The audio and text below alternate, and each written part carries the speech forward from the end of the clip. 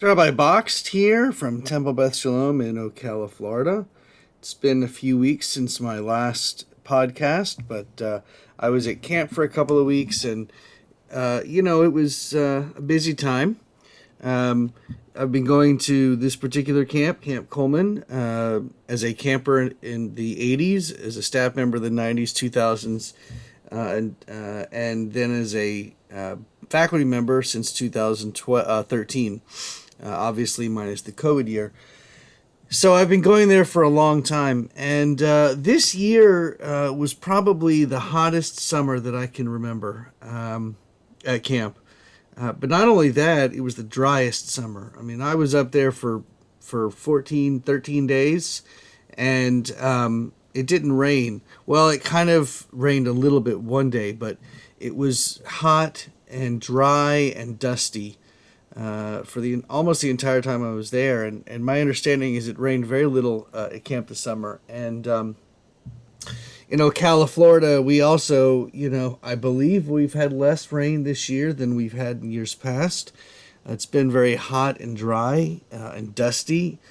So it's. I was grocery shopping today, and I was talking with the clerk at Walmart about the fact that Floridians, people who move to Florida, don't move to Florida because of the summer, and she said, "Well, I'm born and raised here," and I said, "Right, but if it was 12 months of summer, you'd probably consider moving." And she goes, "No, no, no, Florida's paradise." And there were so many different directions I could have taken that comment, but I decided to stay away from hot topics and just talk about the fact that, I'm from Columbia, South Carolina. My wife's from Houston, Texas, and at least, it's not as hot here as it has been in Houston, which has been experiencing probably one of the worst heat waves or years in their history. And this is becoming pretty common in the United States of America, probably worldwide, is that we're experiencing this heat like never before. We could get into all of the reasons why, climate change, etc. But I don't really want to get into a political discussion, especially when there's no discussion. It's just me talking. But what I do want to talk about is the fact that I spent about 2.5 or 3 hours today setting up emails to go out to my congregation, which is something I do twice a year. The month of Elul, which is the month just preceding Rosh Hashanah, which is a time of reflection, and myself and many of my colleagues put together these different writings and quotes and thoughts that we send out. As we have a Google Doc that we share with each other, and do it obviously also during the counting of the Omer. But as I was doing this, I kept thinking, oh my gosh, Elul, the 30 days preceding Erev Rosh Hashanah, begins on August 18th, which is in 10 days. And, while I don't feel behind, because I did, I try to accomplish a lot of what I need to accomplish before I go to camp, but I definitely have a lot of work to prep to get ready for Rosh Hashanah, and then of course Yom Kippur, and then of course there's Sukkot and Simchat Torah, and there's consecration for the religious school next week, and this is a very, very, very busy time of year, and it's, in one respect, it's nerve-wracking because it's a lot of work, but then also it's holy work. It's work that I enjoy doing, and I'd rather be extremely busy doing stuff I love as opposed to doing nothing and bored out of my mind. Which brings me back to my time at camp this summer. So camp was very wise and contacted the Institute for Southern Jewish Life and had a curriculum created for their Jewish educational program, which is really an immensely important part of the Camp Coleman experience. I mean, I remember when I was a camper, the Judaic part of it. It's not just a summer camp; it's a summer camp for Jewish kids where there's Jewish values and Jewish learning and Jewish educational opportunities, informal and formal. And it was. I probably worked harder this summer at camp than I've ever worked before.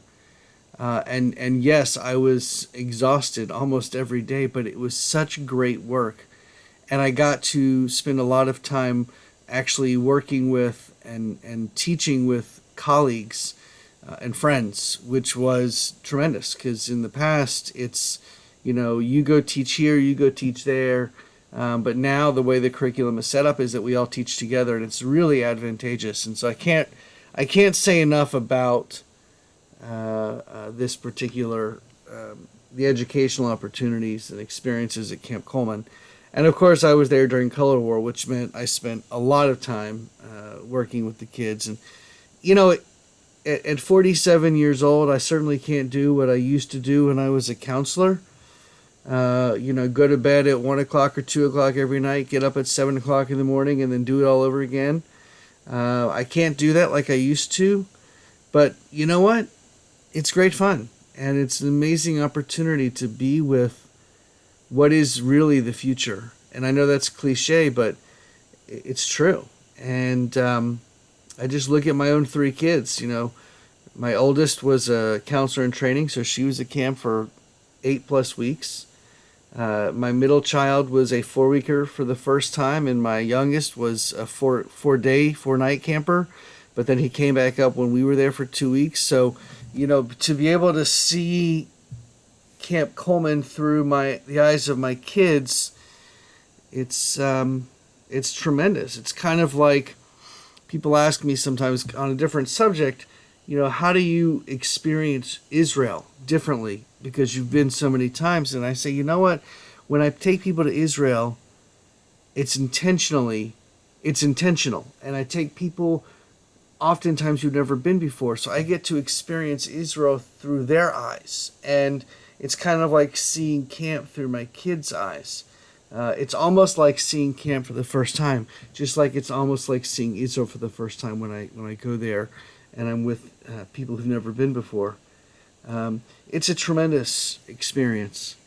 There's so many things about being a rabbi that are blessings, that really do make my life completely fulfilled, Jewishly, spiritually. Obviously, there's nothing more important than my family. My 3 girls and my boy, or my 2 women and my girl and my boy, however you want to look at it. They are the center of my life, and will always be. But there's something special about camp, and there's something special about Temple Beth Shalom, and all the things that I get to do as a rabbi that are tremendously important to my life, and that really do add to every positive aspect of my family's life. And I'm just going to keep doing and keep going, and becoming a better rabbi and a better parent and a better friend, a better spouse every single day, better brother, better son, better father, and